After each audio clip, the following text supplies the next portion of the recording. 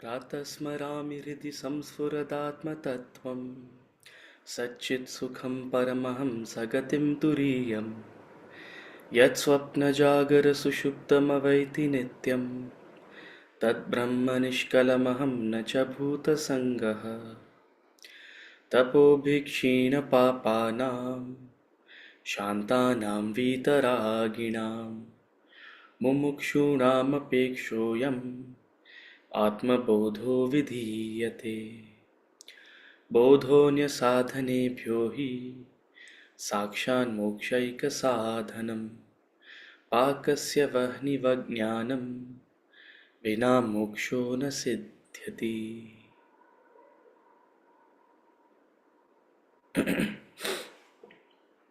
We'll chant from verses 12 to 16.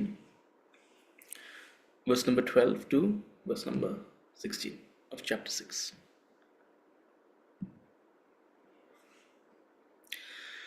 तत्रैकाग्रं मनः कृत्वा यतचित्तेन्द्रियक्रियः उपविश्यासिने युञ्जात् योगमात्मविशुद्धये. तत्रैकाग्रं मनः कृत्वा यतचित्तेन्द्रियक्रियः उपविश्यासिने युञ्जात् योगमात्मविशुद्धये. समं कायशिरोग्रीवं धारयन्नचलं स्थिरः सम्प्रेक्ष्य नासिकाग्रं स्वं दिशश्चानवलोकयन्. समं कायशिरोग्रीवं धारयन्नचलं स्थिरः सम्प्रेक्ष्य नासिकाग्रं स्वं दिशश्चानवलोकयन्. प्रशान्तात्मा विगतभिः ब्रह्मचारवृते स्थितः मनः संयम्यमिच्चत्तः युक्त आसीत मत्परः. प्रशान्तात्मा विगतभिः ब्रह्मचारवृते स्थितः मनः संयम्यमच्चित्तः युक्त आसीत मत्परः. युञ्जन्नेवं सदात्मानं योगी नियतमानसः शान्तिं निर्वाणपरमां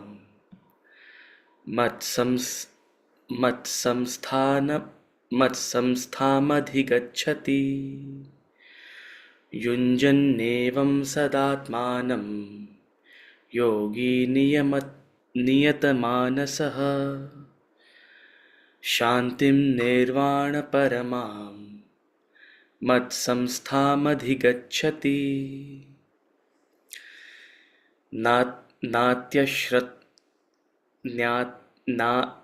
नात्यश्नतस्तु योगोऽस्ति न चैकान्तमनश्रतः. We'll take that again.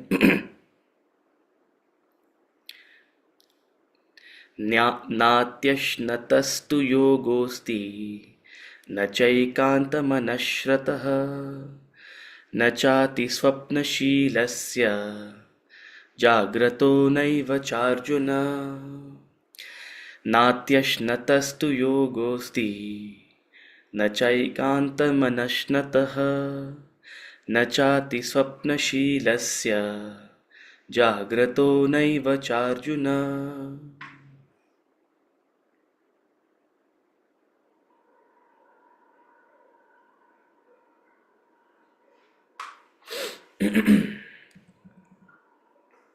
Okay.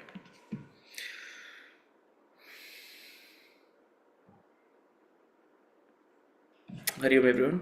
Hari Om sir, Hari Om everyone. Hari Om everyone. Hari Om, Utsav. Hari Om. Hari Om, everyone. Utsav, today is a Hari Om, sir. Hari Om. Hari Om. Hari morning है Om. उत्सव आज. Sorry? Magic morning आज है. अच्छा. उत्सव हमारे साथ है. Thank you.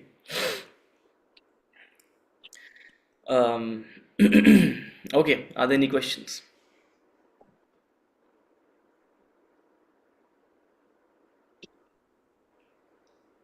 Anji, Rashmi ji. So in verse 8, it's so there's basically one line which shows little acquisition of knowledge is only intellectual. So here also there was a question like, is it about ki only when you when you start practicing or constantly working on it, it turns into wisdom? Is that the thing? Your acquisition of knowledge is only intellectual.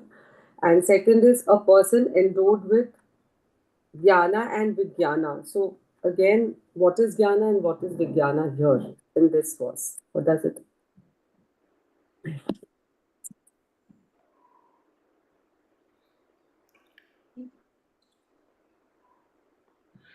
Okay.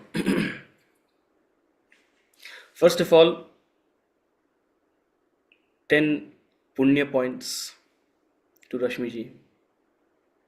You get 5 points for attending class, 10 extra points for asking a question. Okay.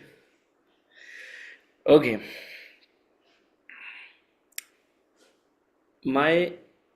I'll answer your question, but before that, a suggestion to everyone, whenever you're reading any text, that is, right, that don't read any line in isolation. Because we give too much importance to words. Oh, is word mein kya chupa hai, meaning, you know, at least in my experience, what we have seen. Okay, when it's a verse or a mantra or something that is very terse, maybe a very deep meaning can be in a particular word. But when you're reading a commentary of a particular verse or some kind of a elaborate sort of paragraph, don't read any line in isolation. Always read that particular sentence in totality with the rest of the paragraph. That will give you an idea, and it will make it quite self-evident what is trying to be conveyed, right? So in this paragraph, since you have brought up this line from this paragraph, and if you notice, every time you ask a question, I read the paragraph from the beginning, you know, because that's the idea of a paragraph. It's conveying a particular idea, right? And in totality. So an enlightened soul finds total fulfillment in knowledge, jnana, and wisdom, vijnana. Okay, before I start, it's not jnana and vijnana, right? I'll be a little bit of a Sanskrit Nazi out here this morning. Whenever there's a sort of this line over the A, it's an A. But when there's no line over the A, it's a right? Jnana, vijnana. Right? People can't say so they just remove it. They say jnana, vijnana. Right? Like Bharat, it's actually Bharata, vijnana, utsava. Right? There's every letter, unless it has like a sort of, it's half that letter.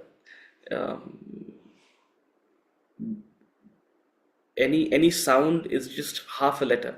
When added to a, it becomes the full letter, and this is basic Sanskrit if you've studied it. And if you add an a, it becomes the a sound. So jnana,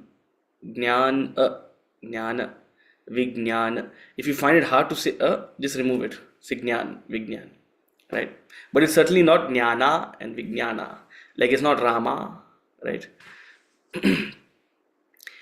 Okay. An enlightened soul finds total fulfillment in knowledge and wisdom. Acquisition of knowledge is only intellectual. Acquisition of scriptural knowledge alone makes one a mere scholar on the subject. To achieve spiritual growth, an aspirant must assimilate the knowledge through reflection. The knowledge then metamorphoses into wisdom. These 8 sentences should answer your question. What is knowledge? What is wisdom? Knowledge is intellectual information. It makes you a scholar in any subject. When the subject is spirituality or when the subject is scriptures, it makes you a scholar on the scriptures. Right? So acquisition of knowledge is an intellectual acquisition of intellectual information. It's food for your intellect. Right?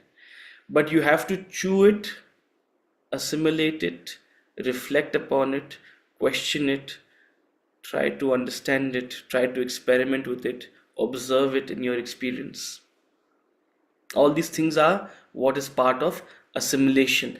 To achieve spiritual growth, an aspirant must assimilate knowledge. Right? So he's just used the word reflection. I've given you the various types of reflection. Reflecting, thinking, reasoning, questioning, experimenting, observing, all these things are part of your reflection. When this reflection happens over a period of time, the knowledge metamorphoses into wisdom, just as food metamorphoses into energy. Suppose you acquire food, you've bought a loaf of bread. Will it satiate your hunger? Will it give you energy? So we are acquiring knowledge, but we are not taking it in. We're acquiring knowledge means imagine you keep a loaf of bread stuck to your cheeks. Will it digest it? So similarly, we are storing information out here, but we're not actually absorbing it. Right? Only when you absorb it does it transform you. Do you gain spiritual energy? Do you gain spiritual growth? Just that food, when digested, when assimilated, turns into energy to live and function. So wisdom is knowledge assimilated. Wisdom is knowledge that is transformed through reflection. Right? Knowledge is information. Wisdom is experience. Clear? Yes. But my question was actually, I had not put it correctly. Every day, definitely we are acquiring knowledge from everywhere, from even a small child, from a book, from your experiences. But how do you actually convert it into wisdom? How do you actually go about it? Because I don't think so. Even 1% of the knowledge we are gaining, we do convert it into wisdom.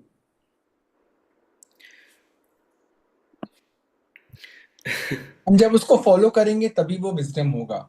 You know, उसका धंधे को I was watching a lecture by Swami Sarvapriyananda. You know Sarvapriyananda from Ramakrishna Mission. Ramakrishna. So, because the question you have asked is a question all Vedantins ask. And you all say read and reflect and everything will happen, but nothing happens. Right? So he said precisely this. He's like a student went up to the Guru and he said, read, reflect, but nothing is happening. Guru said, better luck next life. Huh?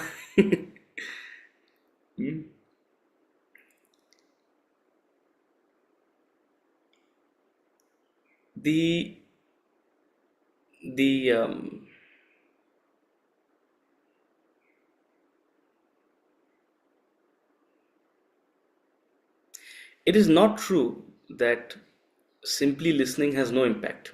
Even listening has a certain impact. Right? But if the soil is not ready to absorb, no absorption will happen.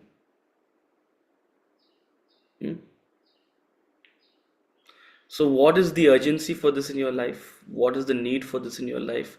What is the depth you are seeking? That will determine how much absorption actually happens of this knowledge. Right? This is such a knowledge which can take you from sorting your day-to-day affairs all the way to enlightenment. It has that capacity. Now, how much you absorb, to what extent you absorb, to what depth you absorb, totally depends on what you are seeking. Right? So it really depends on your soil. When I mean your soil, your own And look, this is not to raise fingers at anyone, right? Um, but more the urgency, greater the absorption. That's a fact. It's called mumukshatva, the desire for liberation. The desire can be for ultimate liberation or liberation from your current situation. Huh? I am very happy. I attend Gita classes once a week, and my kids are very happy. Home is peaceful. I am very happy. Okay. You're very happy, right? And I'm very happy you're happy, right? But this is what we say, right? That when people are in a state of relative contentment, they are complacent. They don't think they need knowledge, right? So while it's not a rule, it's a tendency that people only come seek knowledge when there is a sort of a crisis. Funnily, when the crisis is gone, either circumstances change. Thank you very much. Whatever they heard, 75%, 80% is forgotten, right? So you're not unique in this predicament. It's true for most people. The more the need, the more the urgency, the greater the absorption. Also, all of this tops up with the sincerity and the depth with which you pursue it. So, for example, simply listening will give a certain amount of absorption. Reading, reflecting, and asking questions like you are doing will give a greater level of absorption, right? Um, One of the reasons we do a class like this early in the morning is so that your whole day can be perhaps sort of given a direction. We give a thought for the day that helps you sort of stay with some of these ideas through the course of your day. That gives a certain level of absorption, right? But ultimately, it is constancy of thought. The principle is constancy of thought will give the best results. If this is something you simply discuss for an hour and forget about it for the rest of the day. Now, we're not asking you to change overnight, but can you be aware of what this knowledge is conveying to you in and through your experience? When you're going through a frustrating experience in the day, when you're going through a conflict at home, when you're going through a crisis at work, can you remember? You may not be able to follow it, but even recalling it, it's a reminder, okay, this is where I am, this is where I need to be, right? So all of this combined, your urgency, your sincerity, and your constancy, all of these will add to how much is actually being absorbed, right? And if not, then I'll follow Swami Sarva Priyananda. Better luck next life. No, but these three are the factors, definitely.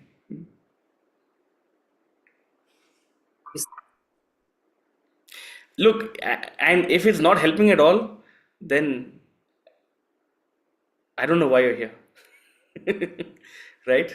Then one of us is a fool. So she's echoing my questions, which I also used to do. वो लगता है ना कि वो आ क्यों नहीं रहा है. So I think Rashmi ji is also she's being very honest like me. I know. I'm also pulling your leg. We're too used to buying things off the shelf and enjoying it. This is not something that can just be. You've lived a certain way for so many years. You have a certain worldview. I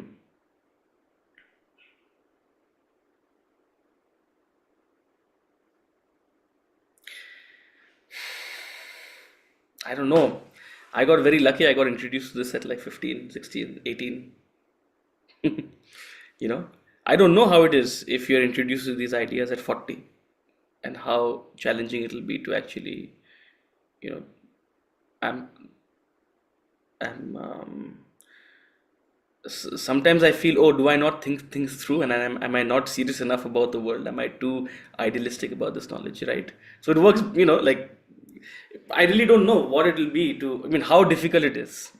In some sense, I can't understand your predicament because I don't know how you've lived the first 40, 45 years with what, but certainly a certain worldview is cemented. Changing it takes time, right? your predisposition, changing your predisposition takes time. Changing your natural reaction to things takes time. But those three factors which I talked about, and the most important is urgency. If you have that fire in the belly, overnight you'll change. It'll be an epiphany. It'll be a, you know, but जब तक प्यास नहीं लगती हम पानी नहीं ढूंढते ना. I'll just add रश्मि जी, ये उत्सव का एक बहुत लाइन है ये अपने अगर कर लेंगे ना, स्टार्ट प्रैक्टिस करना, accept the people and the situation as they are. I think अपना जो सारा प्रॉब्लम्स है इसी में अटका हुआ है.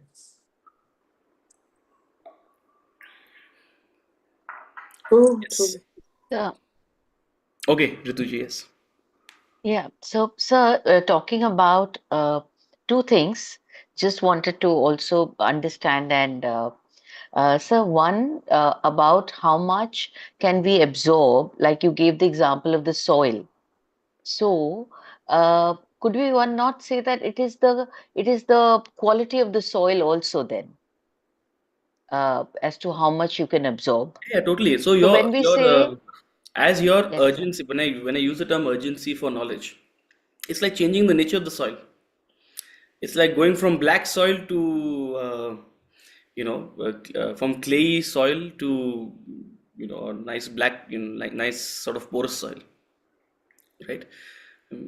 So all of these three factors, which I said, your sense of urgency, your sincerity and commitment, and your constancy, all of these sort of change the nature of your soil, as it were, the soil of your mind, the soil of your intellect, Yes, right? yes. Also, sir, this thing about the mumukshutvam, this thing always it makes me think that of course that thirst, the fire in the belly for salvation or for to achieve the ultimate. But I don't know who's seen that. I mean, this always comes to me. I'm just thinking aloud. As in, when I say who's seen that, I've read about it, I've heard about it, but uh, talking about I for one, like you said, if you're happy with this knowledge, with this learning, um, uh, and you feel it's taking you further, and like someone just said about accepting people the way they are. I mean, with this knowledge, this comes in, and life is so much about interpersonal relationships. So, I mean, of course, you were in the much easier world, but always makes me think that uh, how many of us really are wanting that this should be the last life for me? Or, I mean, this is a question that I'm just thinking aloud, sir. Practically 0%. That's why we don't talk about it. That's why I always sort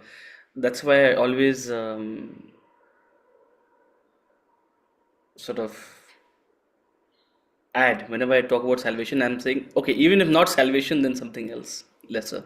Because I know Yes, the yes. audience we're speaking to, practically zero, and among this audience, maybe a little more in terms of that percent, but practically speaking, it's all 0%.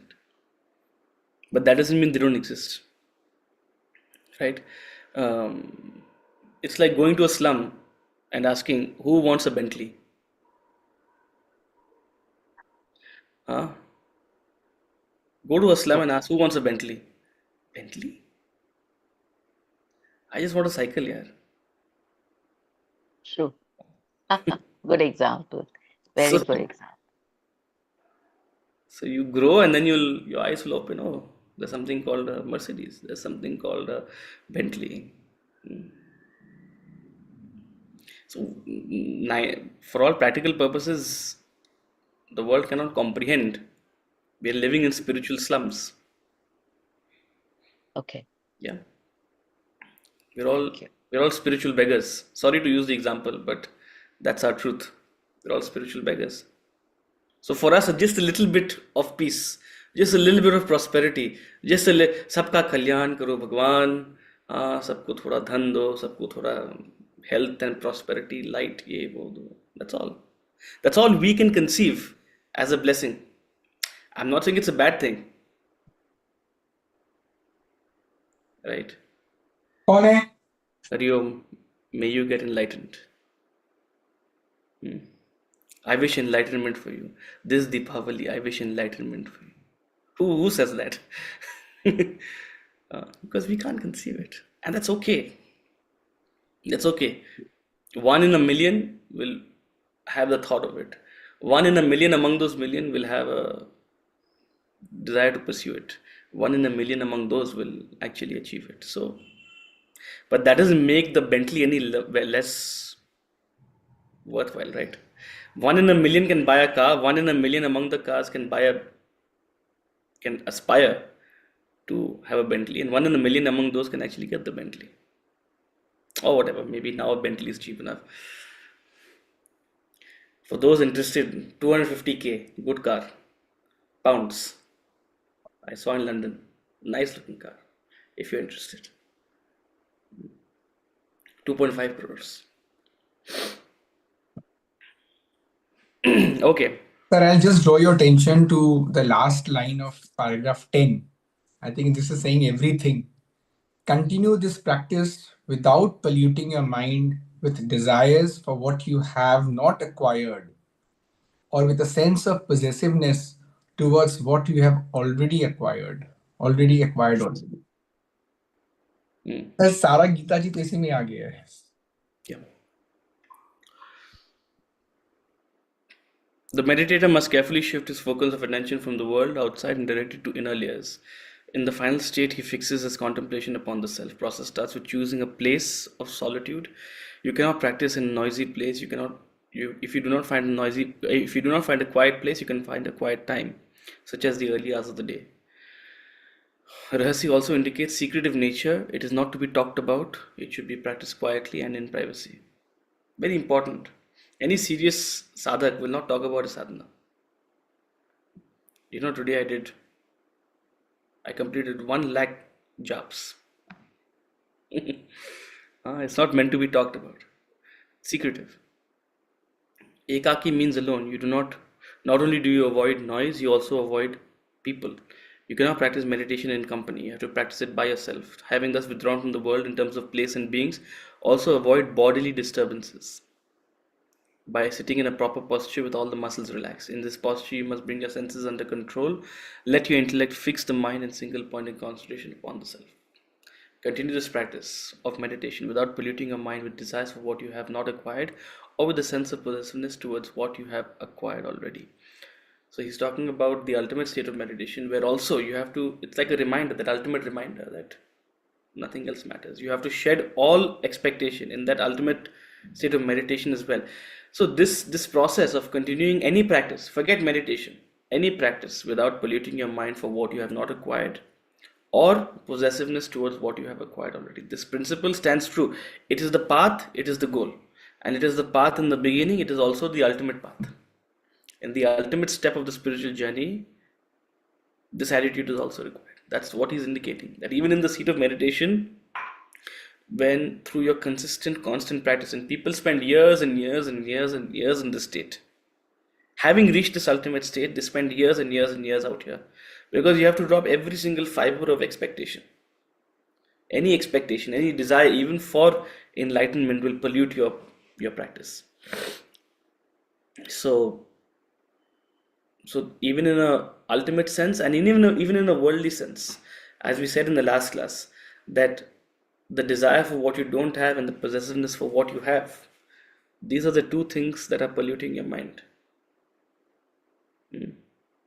AQI of your mind is cross 1000. We are worried about AQI in the air.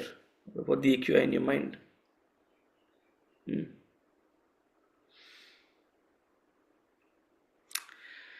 Okay.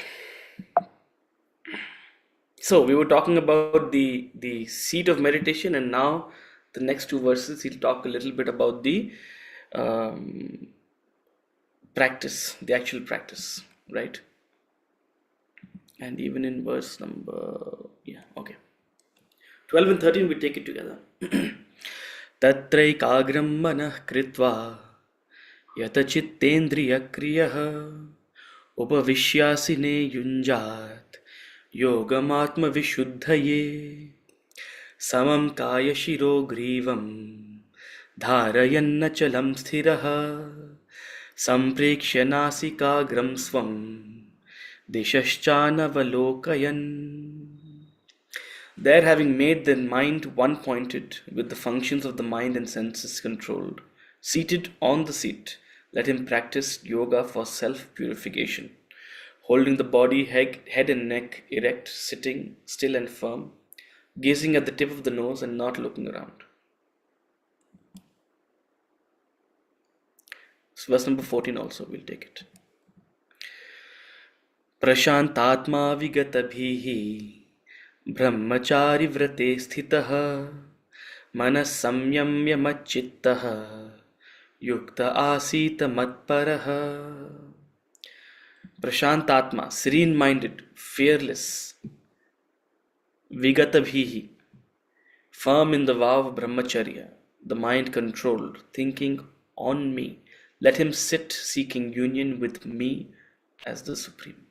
So verse number 12, 13, 14, if you read, must be read together essentially, or rather even 10 to 14 are all talking about that practice of dhyanam. So he talked about the preparations for dhyanam, both the external preparations and the internal preparations, and now he'll talk about the actual seat. So there, where? In the seat of meditation, there. Tatra, there, in the seat of meditation, having made the mind one-pointed, with the functions of the mind and senses controlled, seated on the seat, let him practice yoga for self-purification. What is important out here is giving a definition for what is meditation. In this verse, it is revealed what actually is meditation. Making the mind one-pointed.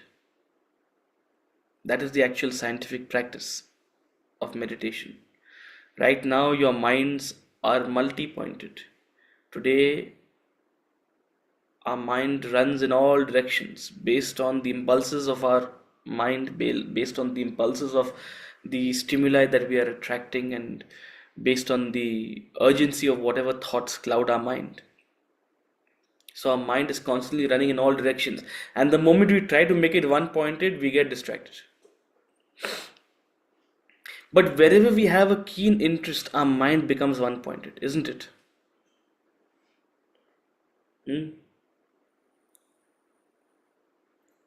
Wherever we are super interested, our mind becomes one-pointed. So if any of you have the question how to make the mind one-pointed, develop a keen interest. That's what it is. Wherever your interest lies,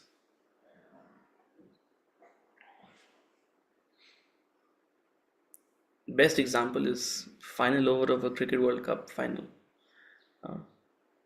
You won't think of anything else. You will be still, seated, firm. Not even a muscle will move. Your mind is one-pointed. So single-pointed concentration is possible in a direction where your interest lies. And the greater the interest, the more single-pointed it is, the more easily you're able to dismiss any other distractions. So if you develop a single-pointed interest in enlightenment, that's the way to become meditative. And that's the entire process of sadhana. Right now, the reason our mind is not single-pointed, the reason the mind is running in all directions is because we're a bundle of desires. That's what we are. The process of yoga is gradually eliminating lower desires and nurturing the higher desire, nurturing the desire for spiritual growth, nurturing the desire for spiritual enlightenment, conceiving what is enlightenment, developing a spirit of surrender towards the mystery of life. All of these processes are focused towards developing that single-pointed interest, keenness on enlightenment, on God. Thus, there, having made the mind one-pointed. So once you have done the bulk of this work in cleansing, simplifying, clearing out the mind, in the seat of meditation, having made the mind one-pointed, with every other function and interest and operation of the mind and senses controlled, everything else is unimportant right now. Nothing else is important right now. In the seat of meditation, seated, let him practice yoga for self-purification, that ultimate purification, cleansing oneself of the last trace of vasanas. Throughout your spiritual journey, you have shed the lower vasanas and tried to nurture the higher vasanas. Your vasanas have reduced in quantity and improved in quality. But still, that last bit of vasana remains, that even that vasana for enlightenment. Once that is gone, you are completely purified. Vasanas are like the meli chadar. Vasanas are like the mala, the dirt that is enveloping your Atman. Just like dirt is covering a pot of brass, just like anything is being enveloped by a layer of dirt. The beautiful bhajan, Meli chadar od ke dwar tumhare kaise aun. What is this Meli chadar? How do I come to your doorstep with these dirty vasanas, O Lord? I am not qualified to come to you. Let me first do my work. Let me first clean myself and then I will come to your doorstep. That's the idea of that bhajan. So having cleaned oneself sufficiently, that final cleansing happens in meditation, the ultimate self-purification. Holding the body, head and neck erect. Now he's talking about the actual seat. Holding the body, head and neck erect, still and firm, gazing at the tip of the nose and not looking around. Serene-minded, fearless, firm in the vow of brahmacharya, the mind controlled. Thinking on me, let him sit seeking union with me as the Supreme. I'm going to confess out here, 13 and 14 will be a intellectual explanation from my side. I don't have any deep experience of meditation, so I'll not be perhaps able to comment on some of the nuances, as they say. Still, I have some insight perhaps, and from whatever I have read. So, and the little bit of practice that we have done. So holding body, head and neck erect, still and firm. The idea is to avoid, as I said, any disturbances, and this posture with the lotus position, the most stable position to sit on. If your abs are reasonably strong and your body is reasonably flexible, this is the most stable position. If your core, your abs are not strong, you'll slouch. Your neck will slouch. But if your abs are reasonably strong, you'll be able to sit most stably out here for hours and hours and hours. I distinctly remember when I first went to the ashram, the first couple of classes, I remember by the 40th minute, 50th minute, I would be like this, slouching. And so one of my guru bhais pointed it out to me. And by the third year, we could sit like this for hours and hours. So it's all a function of relative physical fitness. You don't need 6 packs, you don't need 8 packs to sit still and firm. A reasonable physical fitness, however, is required for this practice. Holding the body, head and neck erect in one straight line. So you have to tilt your pelvis slightly forward, bring the center of gravity within that lotus position, arms relaxed, gazing at the tip of the nose. So close your eyes and bring the gaze to the tip of your nose, in between. So not looking around. Yes, there is something called open-eyed meditation, but this is not open-eyed meditation. This is close-eyed meditation. Not looking around. And the idea is to, having brought that mind one point, so you have a mantra which you are bringing yourself to chant as per your initiation or as per your inspiration.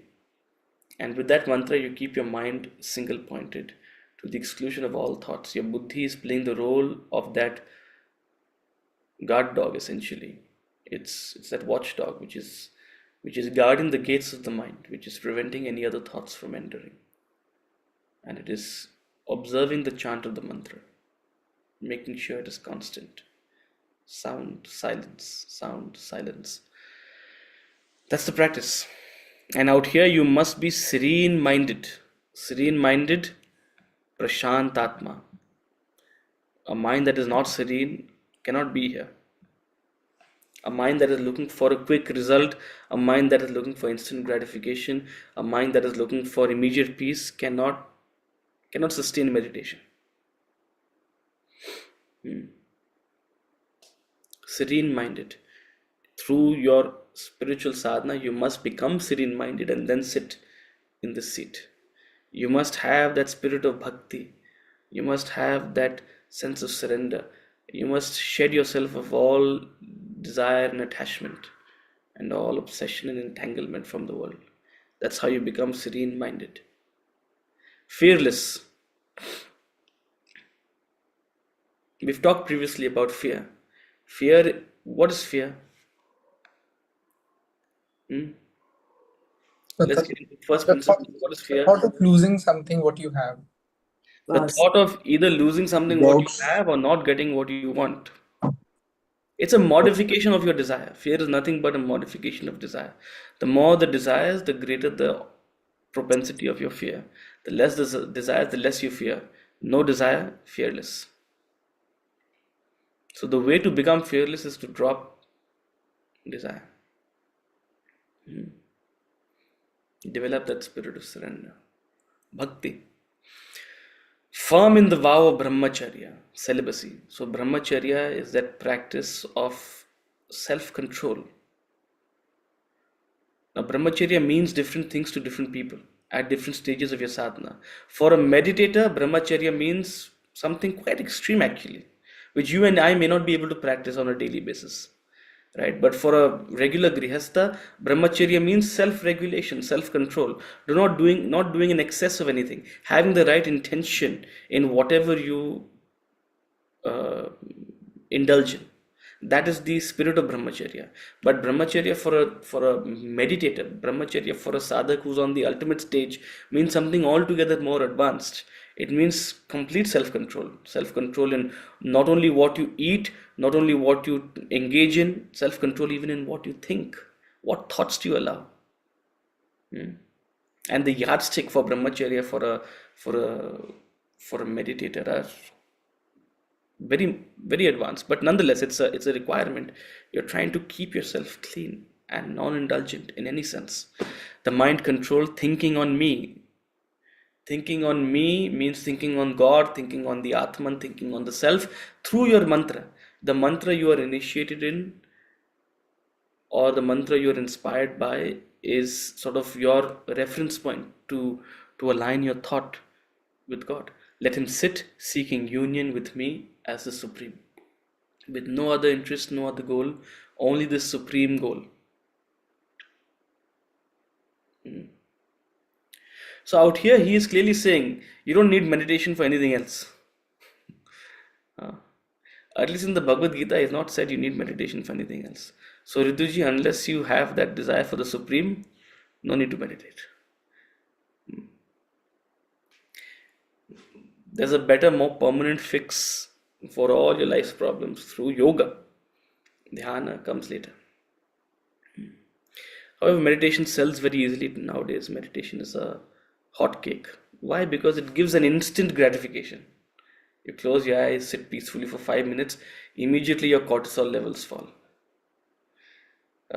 Immediately your heart rate reduces. Immediately there's a sense of... So the practice of meditation being peddled today, sure, if people need that and if people get that instant gratification they're looking for, by all means, but it's not going to give you this ultimate, right? And there are better solutions, more permanent solutions than the instant gratification of meditation for all the issues you're going through in your life. That's all Vedanta says. Meditation is for seeking union with me as the Supreme, right? That's the purpose. verse number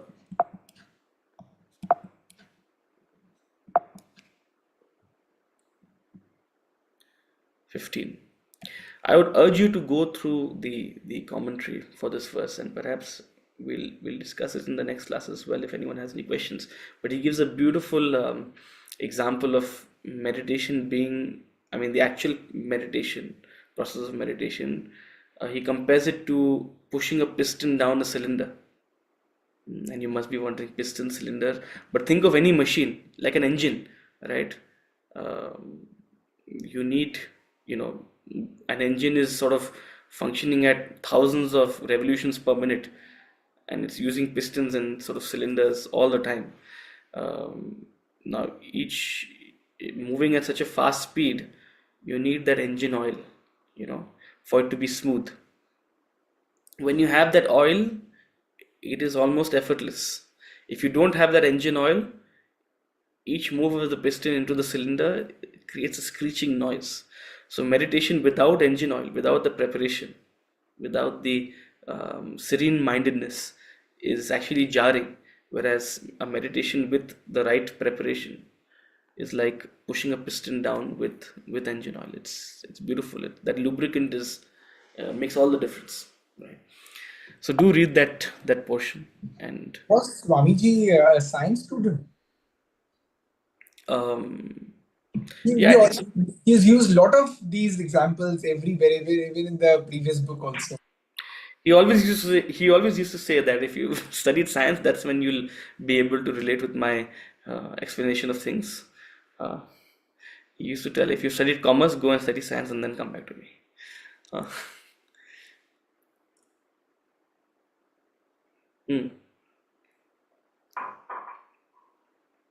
Verse number 15. युञ्जन्नेवं सदात्मानं योगी नियतमानसः शान्तिं निर्वाणपरमां मत्संस्थामधिगच्छति. युञ्जन्नेवं सदात्मानं योगी नियतमात्मनः मानसः शान्तिं निर्वाणपरमां मत्संस्थामधिगच्छति.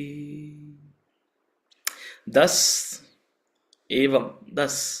constantly seeking union with the self, the yogi, with his mind controlled, attains peace, culminating in the supreme bliss which abides in me. Thus, so easily he said, thus. In 3 verses, he's talked about that super advanced practice of meditation, and so easily he says, thus. An entire lifetime will go in attaining the state of meditation, an entire lifetime will go in actually practicing meditation. So don't take verses 10 to 14 lightly. But he is the Lord, he can do anything. Thus, so easily he says, thus constantly seeking union with the self, thus consistently, constantly, dedicatedly practicing meditation. That's what he means. Having made that your single pointed purpose, your single pointed desire. The yogi, with mind controlled for everything and anything that the world has to offer, attains peace, culminating in supreme bliss which abides in me. The supreme bliss which is inconceivable to you and me. You and I, as I said, sorry to use the example, but we are spiritual beggars. If we're given you give a beggar a 10 rupee note also, he'll become happy. Right? So we get small joys and we're happy. I'm content. I'm very happy. Everything is taken care of. Right? So we don't want supreme bliss. Sure. Just like a beggar says, ये बड़ी बड़ी बातें मत करो sir, आप क्या मुझे करोड़ों की बातें कर रहे हो, मुझे 100 रुपए दे दो, मैं बहुत खुश रहूंगा. That's what a beggar will say. Just like that, you and I say, Arey, don't talk about supreme bliss and all. Talk about how to deal with my mother-in-law. Talk about how to deal with my brother-in-law. Talk about how to deal with my business dispute. I'll be happy. So don't talk to me about all this supreme bliss.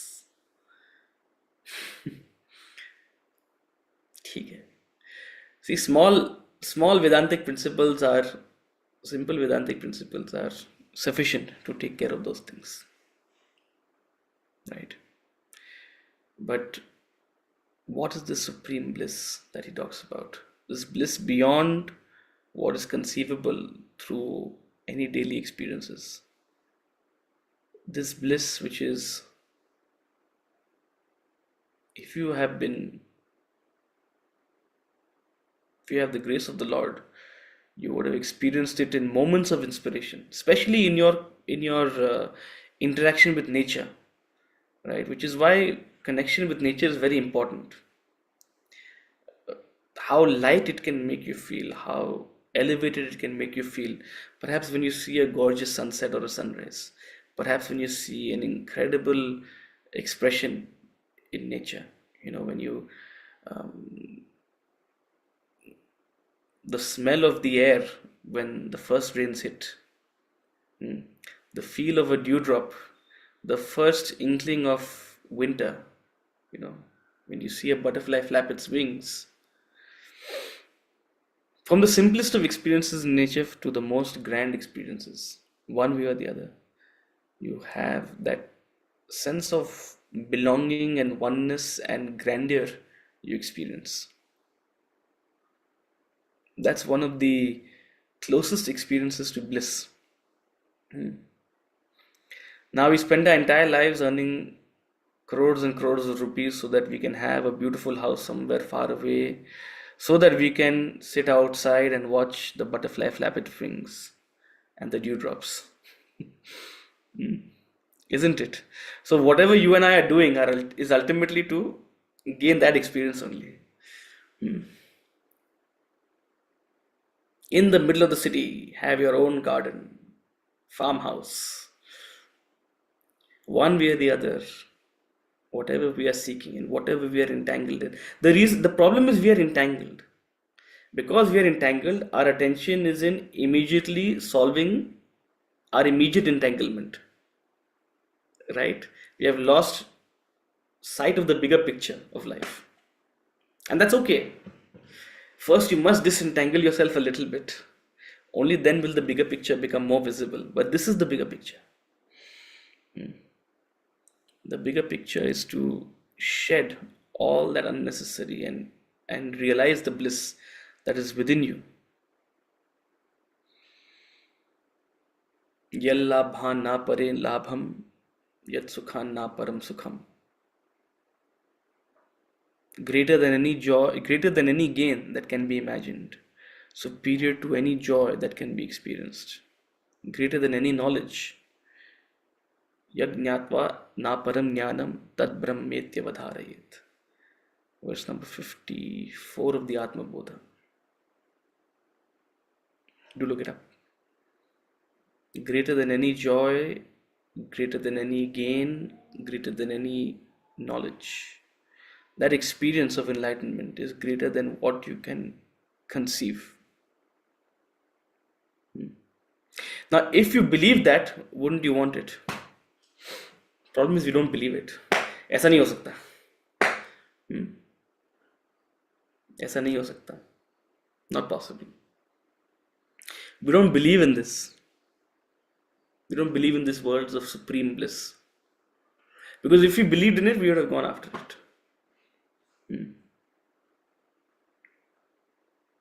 See, when you believe that there is an opportunity for a share to increase, immediately what do? You invest in it, right?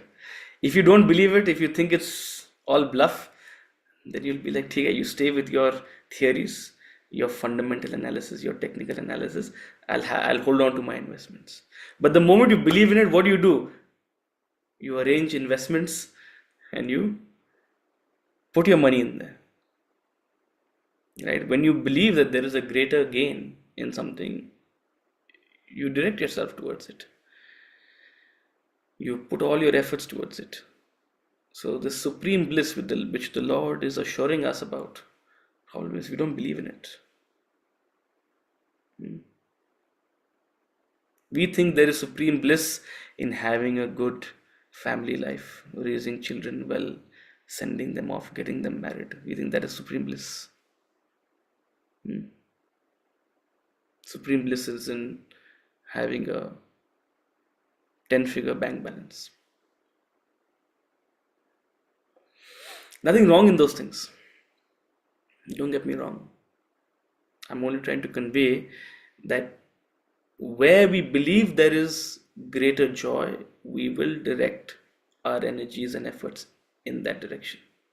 That's all. And so long as we don't really buy it, or we don't really think we need it, we won't move in that direction. But a yogi is one who believes in it, who has that conviction, and who has that mumukshatva, that desire to attain it. And therefore, they sit in that seat of meditation constantly, consistently, until they attain it, they realize it. Okay. Yes, Rituji. So, Utsavji, what I see, the two aren't really dichotomous. My view, or what comes to me, I always think about it. This is something that always rattles me. That yes, absolutely, like the taste of bliss. If we call it the taste of bliss, it can't be momentary for sure. It's not something little that we're talking about, but that's the ultimate. All right. But if um, if we are on this path, if we studying the Bhagavad Gita, and our mind, I mean, it along with taking us there, it gives us the righteous path. And if you're on that path, anyway, you feel very blissful. I mean, if you're doing the, I mean, there's so much is spoken about of how a person should be, how about being selfless and other things. So how is it any different? Is my question that comes to me all the time. I mean, How is what any different? I didn't quite get it. What is the I dichotomy mean, about? I mean, if if doing some selfless act, or if my heart is in humanity, let's say, if I want to help, and if that gives me bliss, if um, how would a mumukshutvam be any different? I know it's permanent happiness. I know. I mean, that's the bliss. I mean, that's the ultimate reality, because the argument is that all this is temporary. Even your day-to-day, let's say, satisfaction, or I mean, it has all shades attached to it also.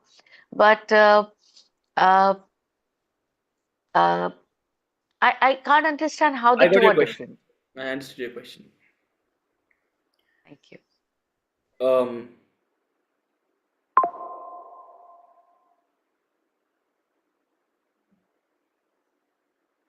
you're absolutely right.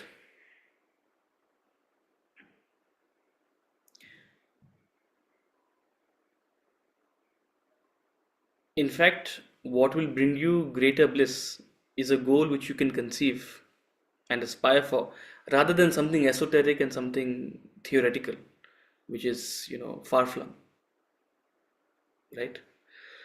So nobody is asking you. In fact, we are very reticent, and we rarely mention these things. Only because the text has come to this portion are we actually mentioning it so much. But in day to day, any teacher will hesitate to ramble on, ultimate goal, enlightenment, this, that.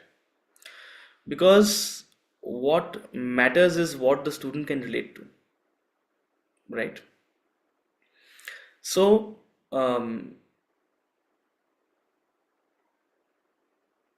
any growth is incremental, and what you can conceive and pursue, that is what you must take up. That is your swadharma,